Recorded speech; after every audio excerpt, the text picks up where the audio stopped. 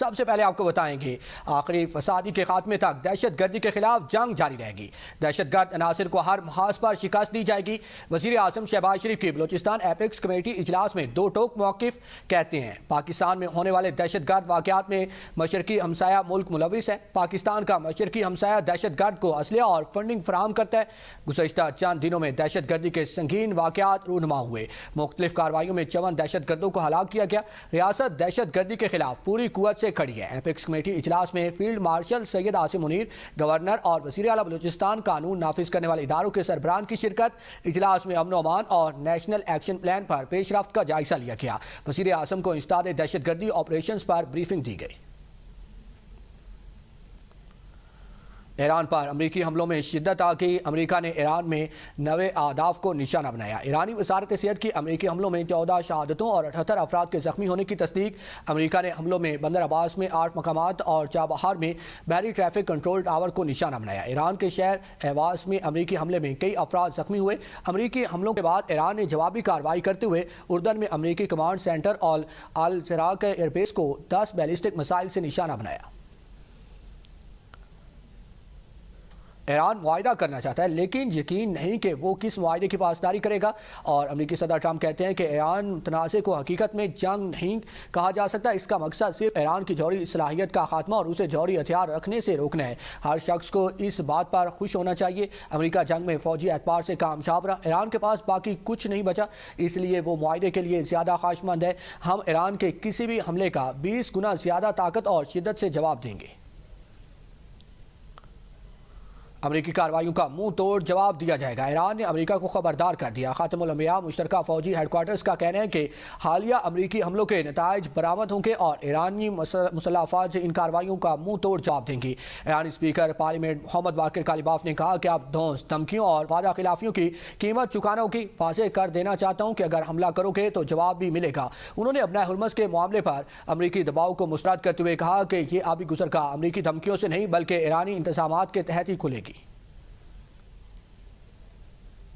امریکہ اور ایران کے ایک دوسرے پر حملوں کے بعد سفارتی رابطوں میں تیزی، ترک اور عمانی وزیر خارجہ کا ایرانی ہم منصب سے ٹیلی فونک رابطہ۔ گفتگو کے دوران خطے کی تازہ صورتحال، ابنۂ ہرمز میں حالیہ پیش رفت اور باہمی دلچسپی کے دیگر امور پر تبادلہ خیال کیا گیا۔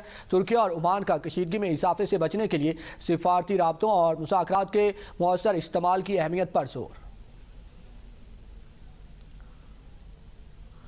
آیت اللہ علی خامنہئی کی تدفین کے ساتھ ایران اور پڑوسی ملک عراق کے 5 شہروں میں جاری 6 روزہ عوامی سوگ کی تقریبات۔ سوگ کے آخری روز ایک بار پھر بڑی تعداد میں لوگ سڑکوں پر نکل آئے۔ اس بار جلوس ایران کے مقدس ترین شہر مشہد میں واقع امام رضا کے روزے کی جانب بڑھا، جو سنہری گنبد کے باعث خاص شہرت رکھتا ہے اور آیت اللہ خامنہئی کی جائب ادائش بھی ہے۔ تقریبات میں شریک ہونے والے ان کے حامیوں اور مذہبی پیروکاروں نے ایرانی پرچم، تصاویریں اور انتقام کے مطالبات پر مبنی پلے کارڈز اٹھا رکھے تھے۔ اس تمام عرصے کے دوران آیت اللہ خامنہئی کے بیٹے اور نامزد جانشین مجتبیٰ خامنہئی بھی عوامی سطح پر نظر نہیں آئے۔ وزیر اعلیٰ پنجاب مریم نواز کی سیلاب اور مونسون سے نمٹنے کے لیے پیش کی تیاریوں کی ہدایت۔ اجلاس سے خطاب کرتے ہوئے کہا، آئندہ 3 ماہ کے دوران معمول سے زیادہ درجہ حرارت رہنے کا امکان ہے۔ بعض علاقوں میں درجہ حرارت 52 سے 55 ڈگری سینٹی گریڈ تک پہنچ سکتا ہے۔ اسی دوران بعض علاقوں میں اچانک موسلا دھار بارشیں بھی متوقع ہیں۔ ممکنہ سیلاب اور مونسون کے دوران کسی بھی ہنگامی صورتحال سے نمٹنے کے لیے تمام اداروں کو مکمل طور پر تیار رہنا ہوگا۔ مریم نواز نے کہا کہ متعلقہ ادارے ابھی سے تمام ضروری انتظامات مکمل کریں، عوام کو بر وقت آگاہ کیا جائے، کسانوں کی رہنمائی کی جائے اور ہر محکمہ کسی بھی ہنگامی صورتحال سے مؤثر انداز میں نمٹنے کے لیے ہر وقت تیار ہے۔ وزیر اعلیٰ پنجاب نے کہا کہ اپنا گھر محفوظ گھر اسکیم کے ذریعے پنجاب بھر کی عوام کو بلا سود قرضہ دیا جائے گا۔ خیبر پختونخوا میں پیپلز پارٹی کے پارلیمانی لیڈر احمد کریم کنڈی کی پروگرام سوال سے آگے میں گفتگو، کہا کہ پاکستان میں سینیٹرز اور ایم این ایز کو ساری زندگی کے لیے بلو پاسپورٹ ملتا ہے۔ ہم نے اسپیکر کے پی اسمبلی کے لیے ریڈ پاسپورٹ کی درخواست کی تھی لیکن باقی ممبرز نہیں مانے۔ اس بل کے لیے ہم نے درخواست کی اور یہ معاملہ 2008 سے چل رہا ہے۔ ایم این ایز کے پاس بھی لائف ٹائم ہوتا ہے، سینیٹرز کے پاس بھی لائف ٹائم ہوتا ہے اور تقریباً کوئی 70,000 کے قریب پاکستان میں بلو پاسپورٹ موجود ہیں جو کہ مختلف لوگوں کو ملتے ہیں۔ میں تو چاہ رہا تھا جو اسپیکر کو ریڈ پاسپورٹ دیا جائے لائف ٹائم کا، میں نے اس میں پروپوزل دی تھی باقاعدہ، کیونکہ گورنر کے پاس جو ہے وہ ریڈ پاسپورٹ ہوتا ہے ڈپلومیٹ کا، ایک تو وہ ملنا چاہیے نمبر 1۔ کیونکہ جب ہمارے اسپیکر ایکٹنگ گورنر ہوتے ہیں ان کے پاس بلو پاسپورٹ ہوتے ہیں اور وہ ہوتا بھی ٹیکس بیسڈ ہے. چیزیں ہم نے انیشیٹ کی تھی اور یہ 2008 سے یہ چیزیں انیشیٹ ہو رہی ہیں. برطانوی ہائی کمشنر جین میریگٹ نے نائب وزیر اعظم اور وزیر خارجہ اسحاق ڈار سے ملاقات کی ہے. دفتر خارجہ کے مطابق ملاقات میں پاکستان اور برطانیہ کے دو طرفہ تعلقات پر تبادلہ خیال کیا گیا. دونوں شخصیات کے درمیان علاقائی صورتحال اور حالیہ امریکہ ایران پیش رفت پر گفتگو ہوئی. اسحاق ڈار نے برطانوی ہائی کمشنر کو پاکستان کی تعمیری ثالثی کی کوششوں سے آگاہ کیا. خطے میں امن و استحکام کے فروغ کے لیے بات چیت اور سفارتکاری ناگزیر ہے. برطانوی ہائی کمشنر جین میریگٹ نے علاقائی امن و استحکام کے فروغ میں پاکستان کے کردار کو سراہا. آگے بڑھیں گے اور آپ کو بتائیں گے پیپلز پارٹی کے چیئرمین بلاول بھٹو سے سندھ میں انسداد بدعنوانی کے محکمے کے وزیر سردار محمد بخش مہر نے بلاول ہاؤس میں ملاقات کی. اس موقع پر انہوں نے اپنے محکمے کی کارکردگی سے متعلق سالانہ رپورٹ پیش کی. میئر کراچی نے بھی بلاول بھٹو سے ملاقات کی. مرتضیٰ وہاب نے گزشتہ 5 ماہ کے دوران کراچی کے 6 بڑے منصوبوں کی تکمیل سے متعلق بریفنگ دی. Ibrahim Hyderi Malir export processing zone railway colony کے اوپر 120 دن کی مختصر مدت میں پل کی تعمیر کی گئی. عظیم پورہ فلائی اوور 93 دن میں مکمل کیا گیا. اس سہولت سے کرنگی ملیر شاہ فیصل کالونی ایئرپورٹ جانے والے مسافروں کو فائدہ ہوگا. بلاول بھٹو نے کہا کہ کراچی شہر کی ترقی کے لیے ہر ممکن وسائل بروئے کار لائے جائیں. حکومت سندھ نے کاشف گلزار شیخ کو سیکرٹری اطلاعات تعینات کر دیا. BS-20 کے آفیسر کاشف گلزار شیخ فوری طور پر سیکرٹری اطلاعات کے عہدے کا چارج سنبھالیں گے. کاشف گلزار شیخ اس سے قابل پوسٹنگ کے منتظر تھے.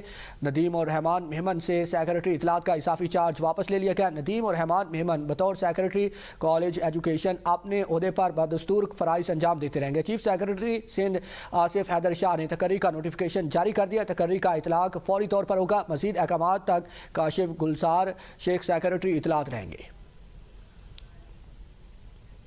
پاکستان اور امریکہ کے درمیان باہمی تجارت کے معاہدے پر مذاکرات واشنگٹن میں جاری.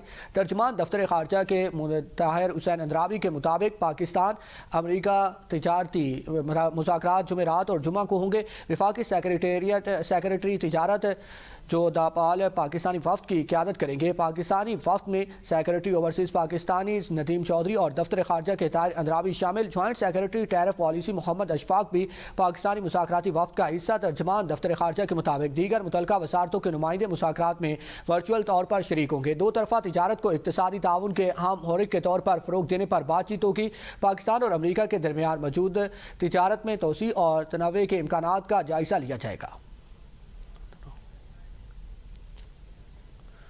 خطے میں بڑھتی کشیدگی. پاکستان ایک بار پھر متحرک. ایران اور امریکہ کو مذاکرات کی میز پر لانے کی سفارتی کوششیں تیز. امریکی نشریاتی ادارے CNN نے علاقائی ذرائع کے حوالے سے دعویٰ کیا ہے کہ پاکستان اور قطر کشیدگی میں کمی، سفارتی رابطوں کی بحالی اور ایران اور امریکہ کے درمیان دوبارہ مذاکرات شروع کرانے کے لیے سرگرم ہے. ذرائع کے مطابق عمان بھی سفارتی عمل میں سہولت کار کا کردار ادا کر رہا ہے. آپ کو بتاتے چلے پاکستان اور قطر کشیدگی میں کمی اور سفارتی رابطوں کی بحالی کے لیے دوبارہ متحرک ہو گئے ہیں. عمان بھی سفارتی عمل میں سہولت کار کا کردار ادا کر رہا ہے.